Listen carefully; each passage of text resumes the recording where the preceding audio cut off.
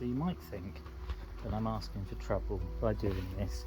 I feed my fish fire ants. Now, there's a load of fire ants drowning in the water, and you might think that's cool. But look, they did bite my arm. Not that that's an excuse, but they did bite me a lot, and they've bitten me loads of times, and it bloody hurts. Excuse my language, but it really does hurt when they bite you, when fire ants bite. So, in a way, it's kind of, I know it sounds horrible, kind of revenge.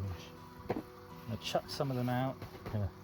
There's plenty in the polytunnel already, but I'm just getting rid of the debris that's inside this bowl, and at the same time I am tempting fate by encouraging the ants out, and they might well bite me, but like I say, I'm just getting my own back a little bit. Get rid of some more debris out of the bowl like that, and then when I've got enough out, I should tip some of the ant eggs like this and the larvae of the ants.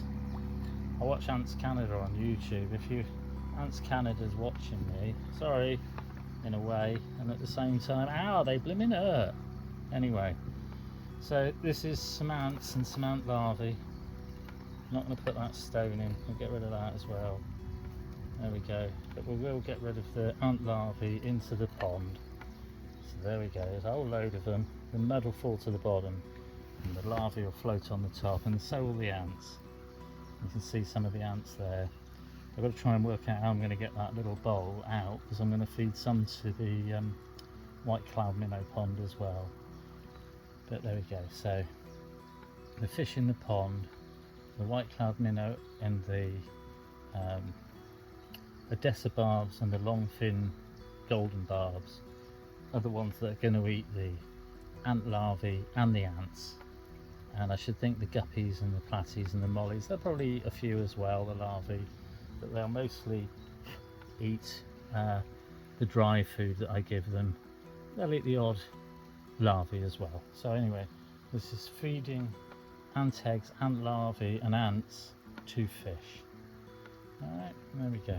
Just sort of bring you in for a little look at it. Cheers. Okay, then what I've done is I've fed the white cloud minnow pond, and I've just thrown a load of the ant larvae and the ants into the white cloud minnow pond as well.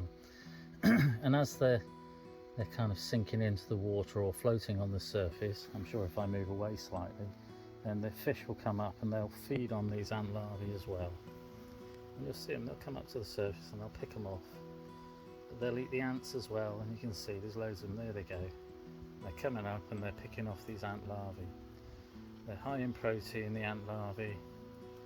I mean, I could eat them, I'm not going to, because one, the ants bite me, and two, as much as they're high in protein, I'm not ready to start eating bugs yet.